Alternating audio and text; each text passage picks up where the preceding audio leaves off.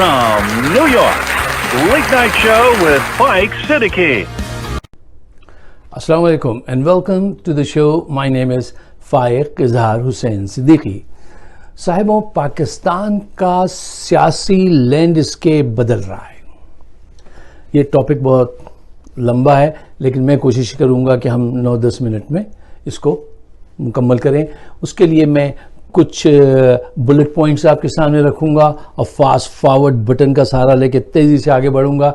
बहुत सी जगह आपको थोड़ा सा इबहम रह जाएगा और जिसको मैं वक्त की वजह से ना डिटेल में डिस्कस कर सकूं, तो आप खुद उसके डॉट्स मिला लीजिएगा। अच्छा, इससे पहले कि मैं उन पॉइंट्स की तरफ आऊं, मैं आपसे एक रिक्वेस्ट करता हूं कि आप हमारे चैनल को ज़रूर सब्सक्राइब कीजिए, फाइक सिद्दीकी शो को, और एक बेल का निशान बना होता है उसको भी ज़रा पुश कर दीजिएगा ताकि नोटिस फ़ौरन आपको पहुंच जाया करे कि नई वीडियो आई है। आजकल हालात बहुत तेज़ी से बदल रहे हैं, हो सकता है दिन में 2 वीडियोस करनी पड़ जाएं। अच्छा, तो ज़रूर सब्सक्राइब कीजिए। अच्छा, ये कह दिया मैंने, मुझसे कहा जाता है रोज़ को, मैं रोज़ भूल जाता हूँ। अच्छा, सबसे एक अहम पॉइंट जो जहन में रखिए वो ये है, अगर इमरान खान को आने वाले इलेक्शन में 2/3 मेजॉरिटी नहीं मिली तो इससे पाकिस्तान का बड़ा नुकसान हो जाएगा। अच्छा, ये जहन में रखिए। अच्छा, पॉइंट नंबर 1, देखिए, कौम के सियासी जहन जो हैं वो एक तवील अरसे के बाद बनते हैं और फिर एक तवील अरसे के बाद बिखरते हैं और दूसरी तरफ जाते हैं। उनका बनना और बिगड़ना एक टाइम पीरियड में होता है। पॉइंट नंबर 2, आज बूढ़े लोगों की पाकिस्तान में बूढ़ी सियासत अब दम तोड़ रही है।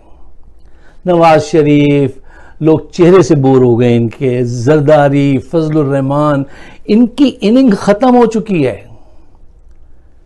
पॉइंट नंबर 3, पाकिस्तान में लोग चैलेंजर को पसंद करते हैं, बहादुर क़यादत को पसंद करते हैं, ये जहन में रखिए।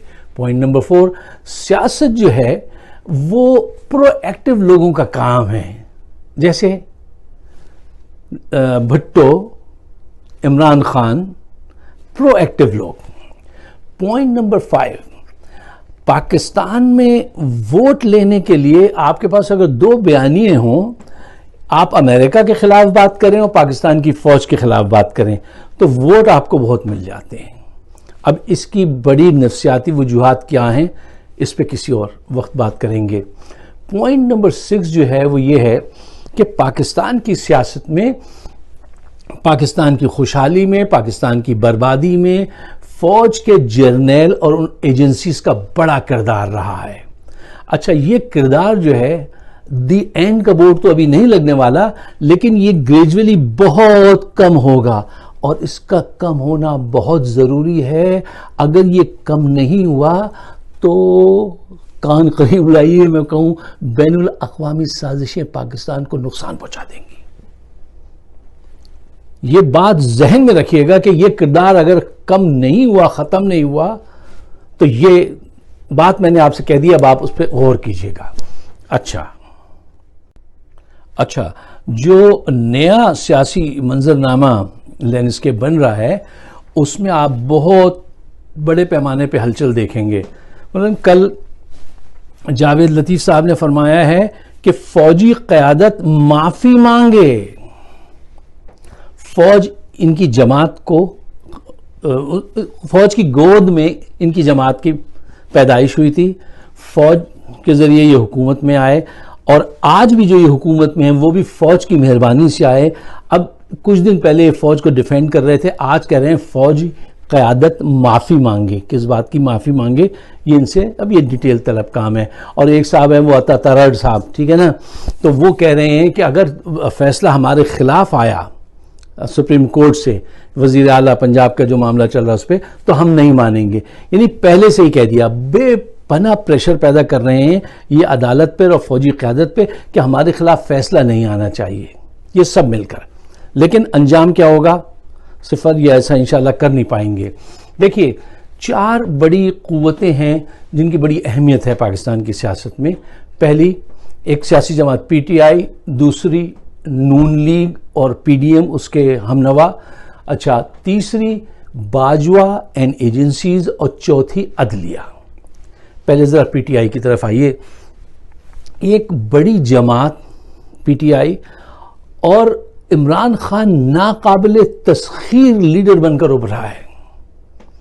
اور یہ بھی کیسے ہوا ہے؟ یہ قسمت دیکھیے ذرا. اوپر والے کی پلاننگ کو، اوپر والے کی مرضی کو ہمیشہ سمجھنے کی کوشش کیا کیجیے. آپ کے انڈیویجول معاملات ہوں یا کلیکٹیو کوئی بڑا مسئلہ ہو، کہ وہ کیا چاہتا ہے، اس کی گائیڈنس کس طرف ہے. اچھا، عمران کو حقیقت یہ ہے کہ جب یہ پاور میں لائے تھے تو اس کو اتنی کم سیٹس کے ساتھ لائے تھے کہ یہ سوچ کے کہ یہ چوں چرا نہیں کرے گا، ہم جیسا کہیں گے اس کو ویسے ہی کرنا پڑے گا، اور وہی سب سے زیادہ حق پرست نکلا. اچھا، عمران کو لوٹا ہوا خزانہ ملا، ہر قسم کی پاکستان میں شوگر مافیا، ہر طرح کی مافیا ملی، شاطر حاسد جرنل باجوہ ملے، ٹھیک ہے نا، اور اس کے علاوہ ایسے دوست ملے جنہوں نے چلتے ہوئے بھی گھات لگائی، سمجھے کہ ہم بھی نیچے نیچے. اس نے بھی اسنیکی کام کیا جیسے جنرل باجوہ نے کیا تھا کیا نام ہے ان کا، جہانگیر ترین نے. اچھا، ان تمام حقائق کے ساتھ حقیقت یہ ہے کہ اس کے پاس ایک کمزور ٹیم تھی اور اس نے بہت اچھی پرفارمنس دی ہے بہت سی جگہوں پر. کرونا تھا، مہنگائی تھی عالمی پیمانے پہ، خزانہ خالی تھا، ٹھیک ہے نا، زرداری اور ان کی دشمنی تھی اس کے، اور اس کی ریٹنگ جو تھی روز بروز گرتی چلی جا رہی تھی، اس کی ریٹنگ گرتی چلی جا رہی تھی. پھر باجوہ صاحب نے ایک تاریخی غلطی کی 9 اپریل کو کہ حکومت کو چلتا کیا عمران کی. اس تاریخی غلطی نے پاکستان کو ایک تاریخی لیڈر عطا کیا. یہ اس کی پلاننگ ہے اوپر والے کی، اور آج ساری دنیا اس کو ایک عظیم لیڈر کی حیثیت سے پہچان رہی ہے، اور اللہ کرے کہ وہ پاکستان کے لیے اچھا کام کر پائے. اب میں جلدی سے فاسٹ فارورڈ بٹن دبا کے آگے نکلتا ہوں. دیکھیے جو آج صورتحال ہے ساری، کیا کچھ ہو رہا ہے آپ جانتے ہیں. آج انصار عباسی صاحب کے ذریعے، وہ صحافی ہیں، ان کے ذریعے اسٹیبلشمنٹ نے یہ نیوز پھیلائی ہے کہ ہم چاہ رہے ہیں کہ اپوزیشن کی ساری اور حکومتی پارٹیز یہ بیٹھ جائیں اور پھر معیشت پر، نیا آرمی چیف لانے پر، الیکشن پہ، ان امور پہ بات کی جائے. اب اس میں کیچ کیا ہے یہ میں آپ کے سامنے رکھتا ہوں. اچھا، ڈاکٹر شیریں مزاری کو آپ سب جانتے ہیں. دیکھیے، اس سے پہلے کہ میں ان کی طرف آؤں، یہ ایک حقیقت ہے کہ کسی سوال کے جواب دینے کے لیے آپ کو بھرپور نالج ہونی چاہیے. نالج ہوگی تو آپ اچھا جواب دے سکیں گے.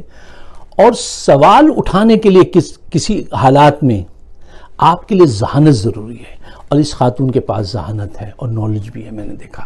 اچھا، انہوں نے یہ کہا ہے کہ یہ جو آپ ہمیں دعوت دے رہے ہیں کہ ہم ان کے ساتھ آ کے بیٹھیں، پہلے آپ الیکشن کی تاریخ اناؤنس کر دیجئے اگر آپ سنسیئر ہیں تو. اور یہ الیکشن کمشنر جو ہے یہ ٹوٹل ان کی جیب میں رہتا ہے، نواز شریف کی، ٹھیک ہے نا. ان کو ہٹائیے، ایک نیوٹرل صاحب کردار آدمی کو سامنے لائیے. اگر آپ یہ 2 باتیں پوری کرتے ہیں تو اس کا مطلب ہے آپ سنجیدہ ہیں، اور اگر یہاں پہ آپ آئیں بائیں کرتے ہیں تو پھر یہ ایک ٹریپ ہے. اس میں عمران خان کو نہیں جانا چاہیے. عمران خان کو یہ بات ذہن میں رکھنی چاہیے کہ تم نے باجوہ پر اندھا اعتماد کیا تھا، اس نے تمہیں اندھا ہی سمجھ لیا، اور تمہارے وزیر اعظم ہوتے ہوئے کیسی اس نے کارروائیاں کر ڈالیں. یہ تفصیل یہاں پہ بتانے کی ضرورت نہیں ہے. اچھا، باجوہ کو معاف کیا جا سکتا ہے، لیکن ٹرسٹ کبھی مت کرنا. آپ کبھی زندگی میں ٹرسٹ مت کرنا.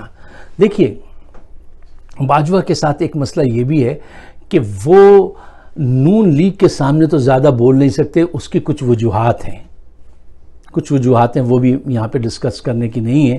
لیکن پی ٹی آئی کے لیے انہوں نے جو کچھ بھی کرنا تھا بڑی آسانی سے کر لیا.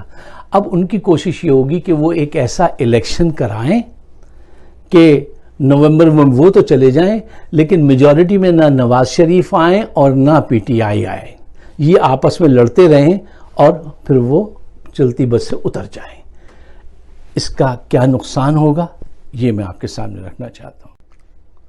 اب آئیے ذرا نون لیگ کی طرف. اچھا، کل میں نے ٹی وی پر نواز شریف صاحب کی حالت دیکھی. ان کی شکل جو ہے وہ نون لیگ کا نوٹس بورڈ ہے، اس پہ ساری اناؤنسمنٹ لکھی آپ پڑھ سکتے ہیں کہ حالت کیا ہے.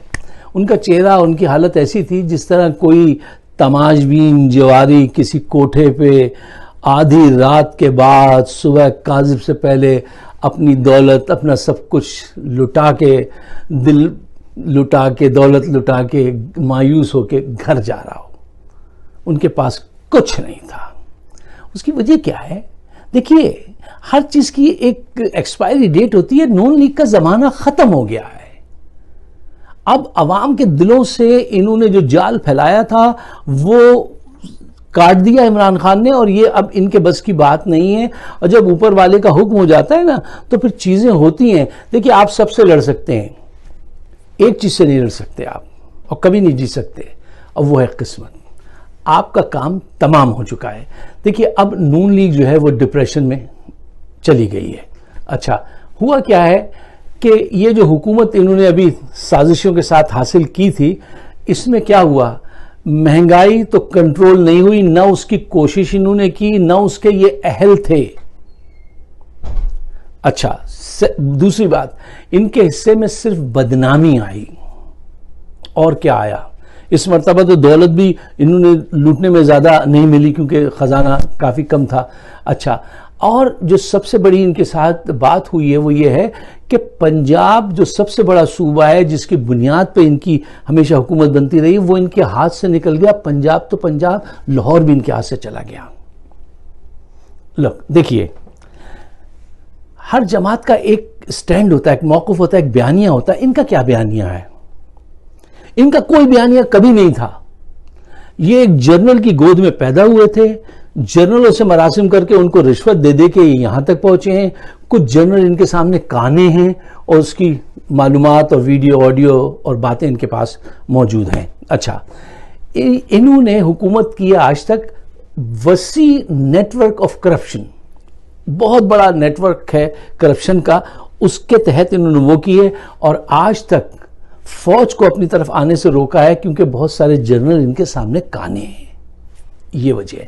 اچھا، عمران نے آ کر ان کا وہ جو بڑا وسیع نیٹ ورک تھا کرپشن کا، اس کو بالکل کاٹ کے پھینک دیا، اور کرپشن پہ اتنی باتیں کی، آج تک وہ کرتے ہیں کہ ایک عام آدمی جو ہے نا وہ بھی خلاف ہو گیا کرپشن کے کہ نہیں یار یہ تو وہ ہے. اور اس مرتبہ ہوا یہ ہے، پاکستانی قوم کو یہ شعور مل گیا اس تحریک میں عمران خان کے ذریعے کہ ہمارا ووٹ مین سم تھنگ، وی کین ڈو سم تھنگ، ہم ان کو چوٹ لگا سکتے ہیں، ہم حالات بدل سکتے ہیں. یہ احساس پاکستانی عوام میں پہلے نہیں تھا. یہ عمران کی اس کیمپین نے یہ احساس اجاگر کر دیا ہے جوانوں میں اور خواتین میں. بہت بڑی بات ہو گئی ہے یہ.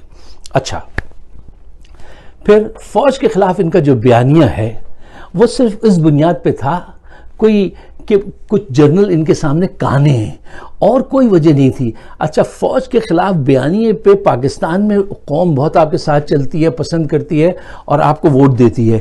وہ بیانیہ ان کا عمران خان لے بھاگا، ٹھیک ہے نا. اب آج اس کا جو بیانیہ ہے فوج کے خلاف وہ بڑا سالڈ بنیادوں پر ہے.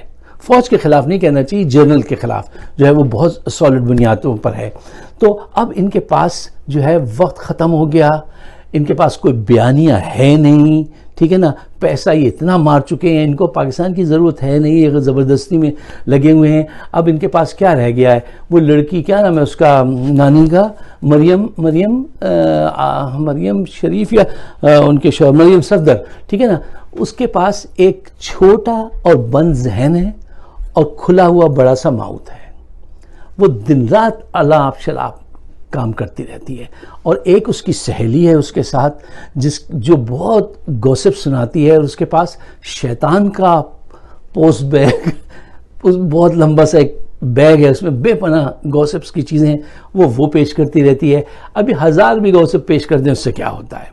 اچھا، اب ان کے پاس ایک اور ہتھیار ہے جس کا نام ہے مولانا فضل الرحمان. وہ ان کے نمک حلال ہیں، کروڑوں روپے انہوں نے ان سے کمائے ہیں. اچھا، وہ اپنی بدتمیزی کو، اپنے بدتمیزی بیان کو اسٹرینتھ سمجھ کے پیش کر دیتے ہیں. ابھی انہوں نے فرمایا عمران خان کیا ہے، کچھ بھی نہیں، چٹکی ہوئے اڑا دیں ہم اس کو، اور یہ اس کو بلا بنا کے پیش کرتے ہیں. یہ تو وقت بتائے گا کہ وہ چٹکی تھی یا طوفان تھا اور آپ کیا ہیں. خواتین و حضرات، پاکستان ایک بڑے کرشل ٹائم سے گزر رہا ہے. ان کے پاس کمیونیکیشن کے بہت ذرائع ہیں جو انہوں نے خریدے ہوئے ہیں.